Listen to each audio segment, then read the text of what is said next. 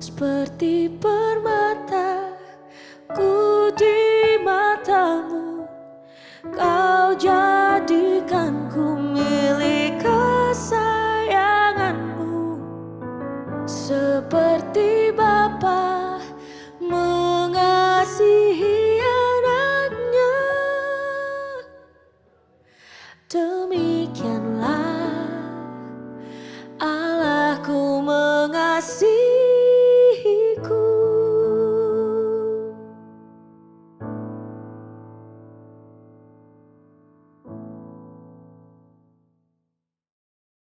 Puji Tuhan, saudaraku, saya ucapkan selamat malam kepada kita semua yang ada, baik saudara yang ada di rumah masing-masing, baik mungkin yang masih ada di perjalanan. Kita kembali akan menerima lagi, mendengarkan lagi renungan kebenaran firman Tuhan. Namun sebelumnya kita tundukkan kepala kita mau berdoa. Bapa yang baik yang kami panggil dalam nama Tuhan Yesus Kristus, kami bersyukur kepadamu buat sepanjang hari ini atas penyertaan-Mu yang begitu sempurnanya. Saat ini pun kami kembali akan menerima lagi, mendengarkan lagi renungan kebenaran firman-Mu. Mari Engkau berfirman, Engkau juga urapi hamba-Mu, urapi setiap kami semuanya yang akan menerima kebenaran firman-Mu. Siaplah hati kami untuk diisi dengan firman-Mu dalam nama Tuhan Yesus Kristus. Haleluya, amin. Haleluya, sama-sama saudaraku, kita melihat renungan kebenaran firman Tuhan yang akan saya beri judul, yaitu Elia merasa sendirian. Yang terdapat Alkitab kita 1 Raja-Raja pasal yang ke-19, pasal yang pertama. Dengan selanjutnya saya bacakan, Elia ke Gunung Horeb. Ketika Ahab memberitahukan kepada Isabel segala yang dilakukan Elia dan perihal Elia membunuh semua nabi itu dengan pedang, maka Isabel menyuruh seorang suruhan mengatakan kepada Elia, "Beginilah kiranya para Allah menghukum aku. Bahkan lebih lagi daripada itu, jika besok kira-kira pada waktu ini aku tidak membuat nyawamu sama seperti nyawa salah seorang dari mereka itu, maka takutlah ia." Lalu bangkit dan pergi menyelamatkan nyawanya, dan setelah sampai ke Betseba yang termasuk wilayah Yehuda, ia meninggalkan bujangnya di sana. Ayat keempat, saudaraku. Tetapi ia sendirian masuk ke padang gurun sehari perjalanan jauhnya, lalu duduk di bawah sebuah pohon aral. Kemudian ia ingin mati, katanya, "Cukuplah sekarang ya Tuhan, ambillah nyawaku, sebab aku ini tidak lebih baik daripada nenek moyangku." Ya, sampai di situ dulu saya bacakan firman Tuhan, yaitu firman Tuhan katakan mengenai Nabi Elia, saudaraku. Semuanya kita pasti tahu, ya. Nabi Elia ini tentunya kita tahu dia adalah nabi, salah satu nabi yang dipakai oleh Tuhan, saudaraku. Ya, selain itu dia luar biasa. Ia pernah berdoa supaya hujan tidak turun. Nah, hujan pun tidak turun, ya saudaraku. Di dalam Alkitab kita di dalam Yakobus, ya, Yakobus pasal yang ke-5 di situ, ya. Dia berdoa kepada Allah sehingga hujan tidak turun, hujan pun tidak turun selama 3 tahun setengah. Ya. Namun di situ kita melihat saudaraku yang terkasih dalam kasih Tuhan Yesus Kristus, ya. Kita melihat dalam kehidupan Nabi Elia. Dia adalah juga seorang manusia yang manusia biasa, walaupun dia seorang nabi, pasti ada kekurangannya dalam kehidupannya. Ya. Namun yang kita pelajari pada kesempatan saat malam hari ini, saudaraku, yaitu mengenai kisah Nabi Elia ini, ya. Kalau kita melihat, kita sudah membaca apa yang terjadi di dalam kehidupannya, ya. Dalam kehidupannya waktu itu, ya. Kita sudah membaca Alkitab kita di dalam 1 Raja-Raja tadi, ya. Isabel dia mendengar bahwa Elia sudah membunuh segala nabi-nabinya. Ya, bahkan di situ Isabel ini dia marah. kalau saya pun bisa membunuh engkau, saya akan mengambil nyawamu. Tetapi apa yang Nabi Elia lakukan, saudaraku? Di situ dikatakan, saudara, yaitu di ayatnya yang keempat, ya, di ayat yang keempat. Tetapi ia sendiri masuk padang gurun sehari perjalanan jauhnya, lalu ia duduk di sebuah pohon ara.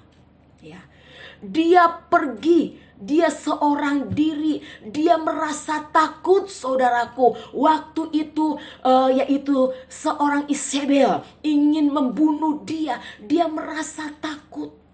Dia lari. Sampailah dia dikatakan ke Betseba, termasuk wilayah Yehuda. Ia meninggalkan bujangnya di sana. Ya. Di situ dia masuk ke sebuah padang. Namun apa yang terjadi, saudaraku? Setelah itu dia berkata, cukuplah itu sekarang ya Tuhan, ambillah nyawaku, sebab aku ini tidak lebih baik daripada nenek moyangku, dikatakan di sini. Ya. Inilah yang diperhadapkan, yaitu seorang nabi, yaitu Nabi Elia. Kita tahu, saya katakan tadi, Nabi Elia ini adalah nabi yang luar biasa, yang dipakai oleh Tuhan. Ya. Namun sebagai nabi pun dia ada rasa takutnya. Waktu itu dia merasakan ketakutan di dalam kehidupannya. Dia tidak sanggup, dia tidak kuat, bahkan dia berkata, cukuplah, dikatakan, ya, cukuplah. Ambillah nyawaku, sebab aku ini tidak lebih daripada nenek moyangku. Inilah kehidupan Nabi Elia, saudaraku. Waktu dia menghadapi ketakutan yang sangat hebat. Waktu itu mungkin dia secara resah, dia tidak sanggup lagi, dia tidak kuat lagi. Ya, dia berkata kepada Tuhan. Begitupun juga dalam kehidupan kita, saudaraku, sebagai anak-anak Tuhan. Mungkin seringkali, ya, ada hal yang datang di dalam kehidupan kita. Ada tantangan, persoalan, rasanya menghimpit di dalam kehidupan kita. Kita tidak mampu, kita tidak kuat, kita tidak sanggup, saudaraku. Namun Tuhan berkata kepada kita, ya, firman Tuhan berkata kepada kita, sekali-kali aku tidak akan pernah meninggalkan engkau.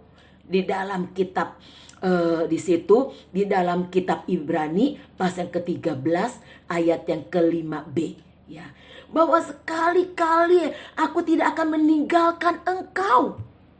Tuhan tidak akan pernah meninggalkan kita. Apapun yang menjadi kecemasan kita, apapun yang menjadi ketakutan di dalam kehidupan kita menghadapi pada hari-hari ini, saudaraku. Namun kita melihat dalam kehidupan seorang Nabi Elia. Ya. Namun di situ, ya, dikatakan di ayatnya yang di ayat yang ke-6. Ketika ia melihat sekitarnya, maka pada sebelah kepalanya ada roti bakar dan sebuah kendi berisi air. Lalu ia makan dan minum, kemudian berbaring pula. Tetapi malaikat Tuhan datang untuk kedua kalinya dan menyentuh dia serta berkata, bangunlah, makanlah, sebab kalau tidak perjalananmu nanti terlalu jauh bagimu. Tuhan tahu dalam kelemahan Nabi Elia pada saat itu. Tuhan mengerti apa yang sedang diperhadapkan Nabi Elia pada saat itu. Ya, Tuhan enggak membiarkan yaitu Nabi Elia pada hari itu, saudaraku. Bahkan malaikat Tuhan datang kepada dia, sehingga di situ dia diberikan kekuatan kembali. Begitupun yang saya katakan, saudaraku, mungkin pada hari-hari ini kita seperti Nabi Elia. Ya. kita ada di titik yang sedang merasakan kita rasanya takut, saudaraku, takut tidak berdaya lagi, rasanya tidak mampu, rapuh di dalam kehidupan kita tidak kuat. Namun tadi firman Tuhan katakan di dalam kitab Ibrani pasal yang ke-13 ayat ke-5.